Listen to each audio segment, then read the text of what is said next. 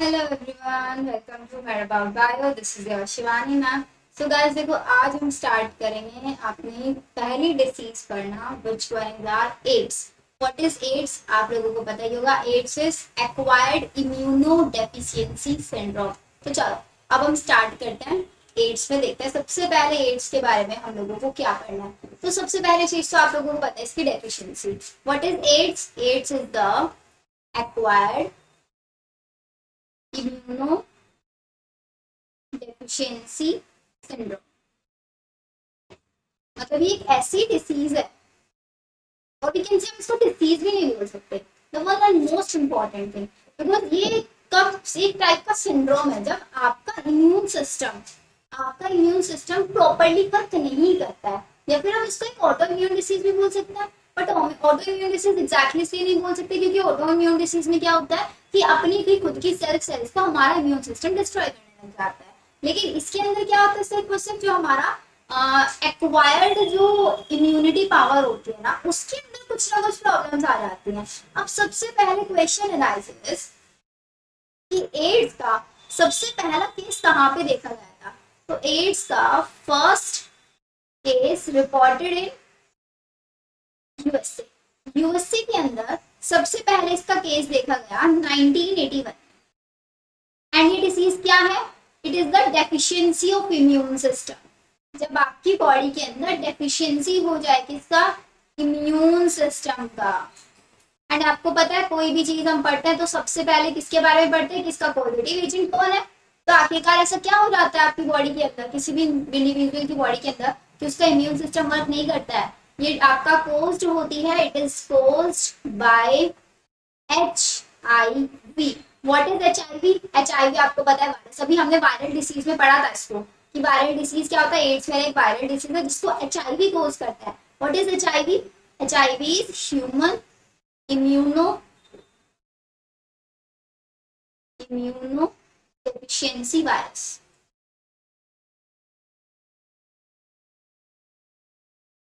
ये हमारा वायरस है जो करता है। अब ये वायरस क्या करता है आखिरकार? ये वायरस सबसे पहले आप लोगों को पता करना है वायरस क्या है। एक मेंबर है कौन सी फैमिली का? रेट्रोवायरस फैमिली का।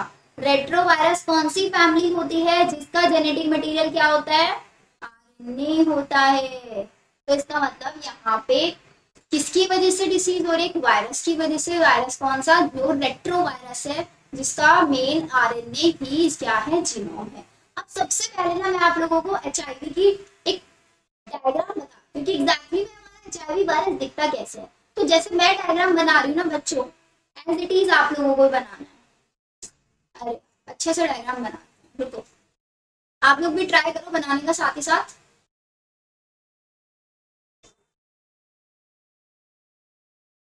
क्योंकि ज्यादा छोटा बन गया ना। चलो नहीं, इसके बीच में फिर हम आप लोगों को वायरसेस का आदमी कैसे दिखाएंगे। फिर से try, one more and last try.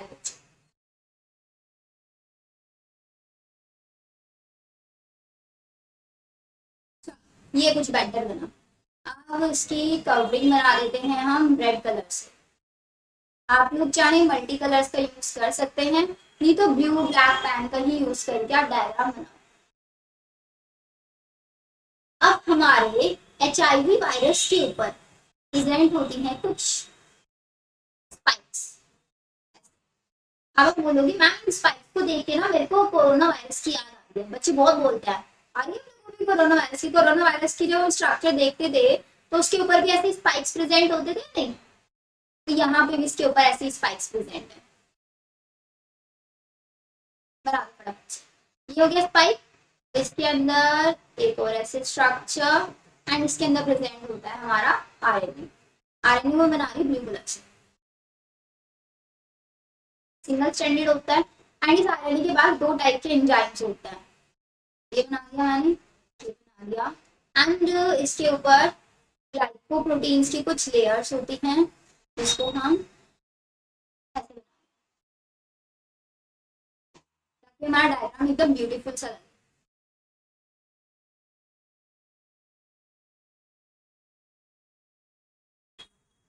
अंदर भी ऐसे ही बना दो। ये बन गई स्ट्रक्चर, इसकी स्ट्रक्चर बनाई हमने ये आपकी बच्चा HIV की स्ट्रक्चर। चलो अब लेबलिंग करते हैं। अब लेबलिंग में सबसे पहले आप लोगों को क्या दिख रहा है, हमारे बाहर ये स्पाइक्स दिख रहे हैं, इन स्पाइक्स को हम बोलते हैं ग्लाइको प्रोटीन के स्पाइक्स बने होते हैं। कौन से ग्लाइकोप्रोटीन से, glycoprotein 120, the most important question जो हमारा आता है। अब यही ग्लाइकोप्रोटीन हमारा इंटरेक्ट करता है, बिकॉज ये क्या है, एंटीजन है, किसके साथ इंटरेक्ट करेगा, एंटीबॉडी के साथ इंटरेक्ट करेगा। ये हमारा डन। अब इसकी जो आउटर लेयर है ना, जो रेड कलर से, इसको रेडी कलर से लेबलिंग करते हैं, ज्यादा क्लियर होगा। तो रेड कलर वाली जो कवरिंग है, ये प्रोटीन की कवरिंग होती है। कौन सी प्रोटीन, P18 की ये कवरिंग होती है। एंड इसके अंदर जो आप लोगों को येलो कलर से कवरिंग दिख रही है, ये होती है P24। These are the protein coverings, protein coverings ये आपकी होती है। यहाँ तक क्लियर। एंड ये जो पूरा एनवेलप है बाहर, ये रेड वाला ही, इसी को हम बोल देते हैं, ये पूरा आपका है लिपिड का एनवेलप, जिसके ऊपर हमारी प्रोटीन की कवरिंग्स लगी हुई है। अब अंदर जो ब्लू कलर से मैंने बनाया हुआ है, these are the single stranded RNA। और कितने RNA हैं, दो सिंगल स्ट्रैंडेड RNA यहाँ पे प्रेजेंट है। अब इन RNA के पास ये जो डॉट्स मैंने बनाई हुई है व्हाइट कलर से, डॉट्स क्या है, ये एंजाइम्स हैं।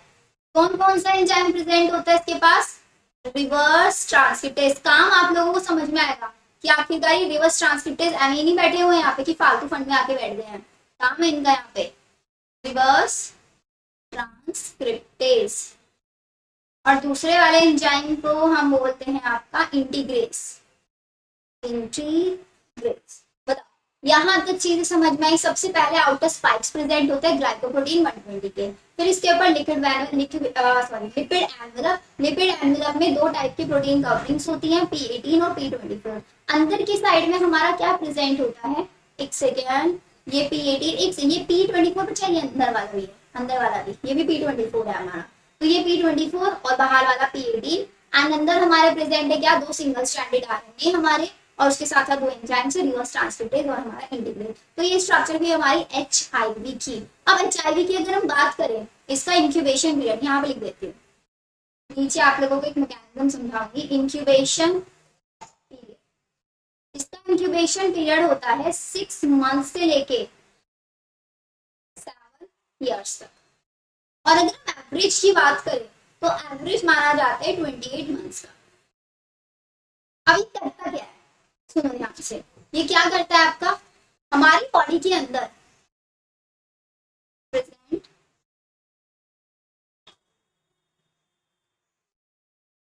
T helper cells, T helper sales, या फिर इनको T4 सेल्स भी बोलते हैं, या फिर इसके साथ साथ हमारे जो मैक्रोफेजेस होते हैं, मैक्रोफेजेस, इन सब के ऊपर कुछ रिसेप्टर प्रेजेंट होता है, जिसको हम बोलते हैं CD4 रिसेप्टर।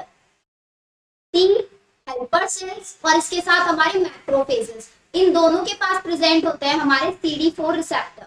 तो जहां पे भी HIV, जैसे या सपोज करो आपकी बॉडी के अंदर HIV वायरस है, तो आपकी बॉडी की जिस भी सेल के ऊपर CD4 रिसेप्टर लगा हुआ होगा, ये स्पाइक उससे बाइंड कर जाएंगे, इनके बीच में इंटरेक्शन हो जाएगा।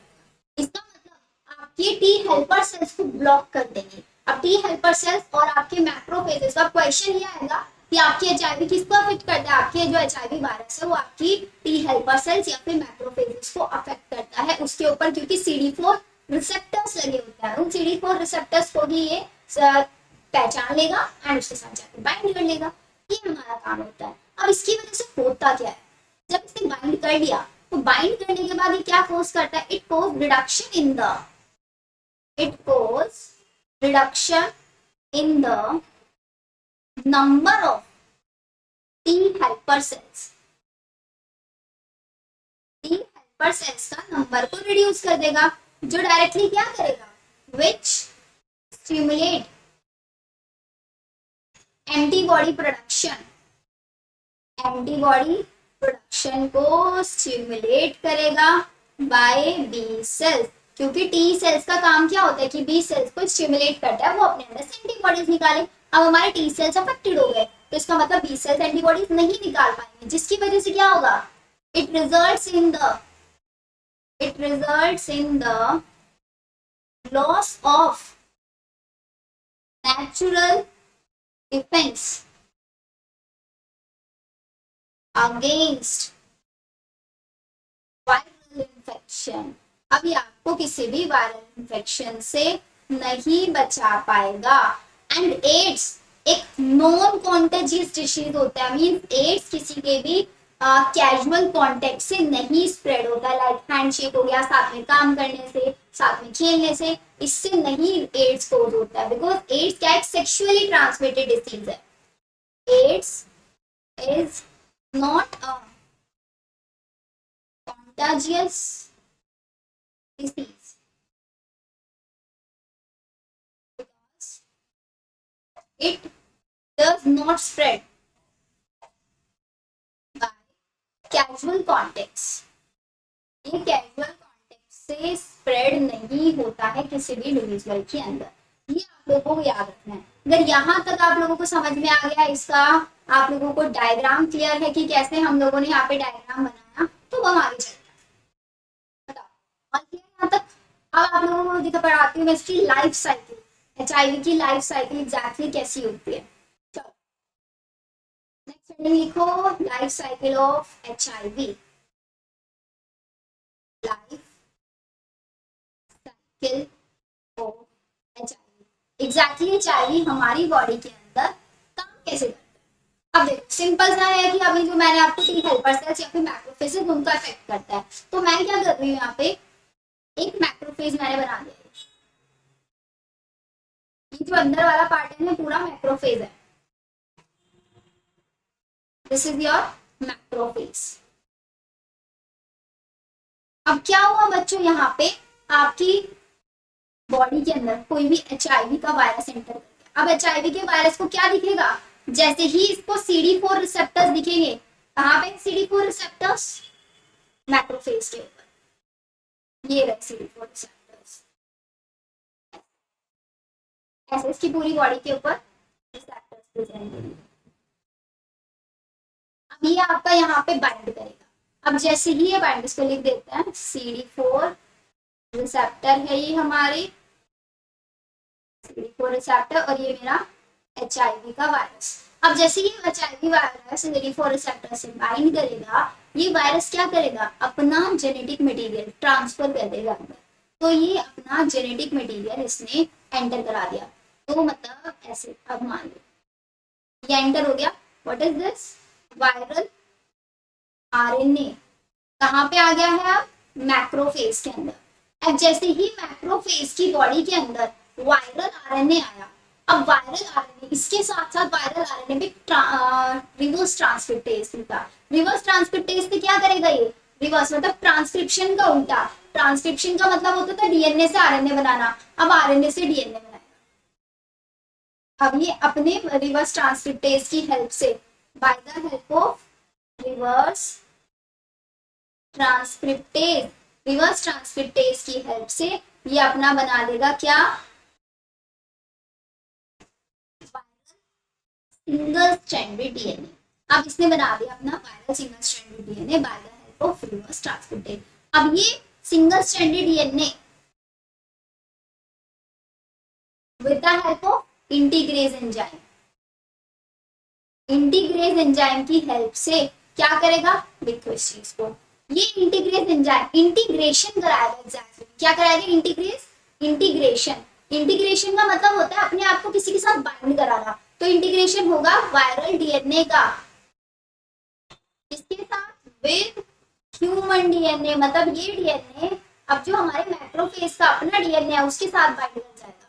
अब जैसे कि सपोज करो ये था मेरा ह्यूमन डीएनए, अब इसके साथ बाइंड कर गया कौन, हमारा वायरल डीएनए, ऐसे बाइंड कर गया। अब जैसे हमारे डीएनए की मशीनरी चलेगी, उसके साथ साथ हमारे वायरल डीएनए भी अपना मशीनरी चलाएगा। तो उस वायरस को क्या चाहिए, कोई मशीनरी चाहिए। अब ये कुछ तो बना लेगा एमआरएनए, तो नॉर्मली हमने पढ़ा है molecular basis of an item पे डीएनए से एमआरएनए बनता है, तो ये एमआरएनए बना लेगा। और कुछ बनेंगे एमआरएनए,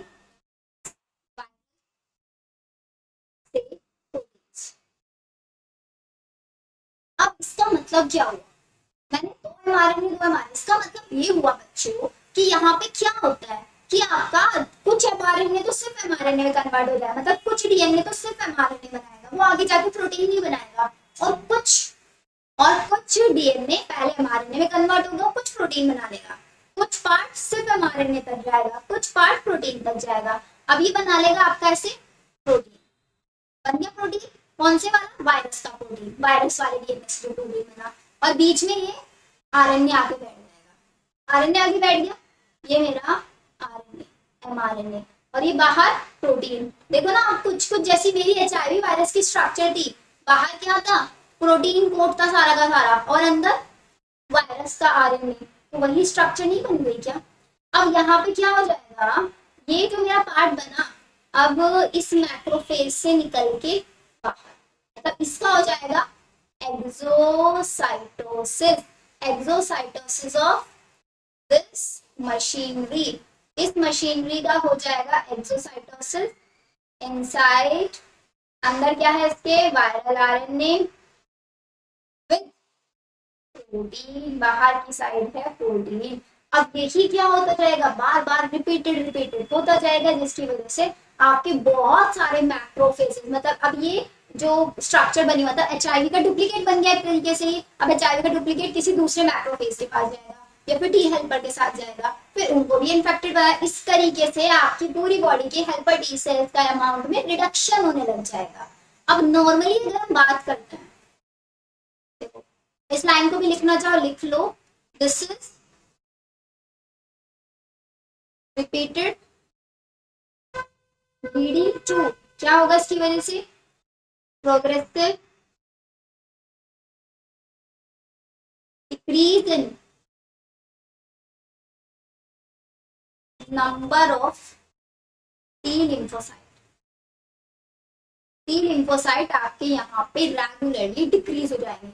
अगर मैं बात करूं एक नॉर्मल इंडिविजुअल की, तो नॉर्मल इंडिविजुअल की बॉडी के अंदर 1200 पर mm³ टी लिम्फोसाइट्स होता है, लेकिन जब वो एचआईवी से इन्फेक्टेड हो जाता है तो उसकी बॉडी में ये 1200 से रह के 200 तक रह जाते हैं। इतना ज्यादा रिडक्शन आ जाता है after the infection of HIV virus. किसी भी एक एचआईवी वायरस के इन्फेक्शन होने से एक इंडिविजुअल की बॉडी के अंदर इतना। यहाँ तक सारी चीजें समझ में आई आप लोगों को? क्या क्या हमने किया?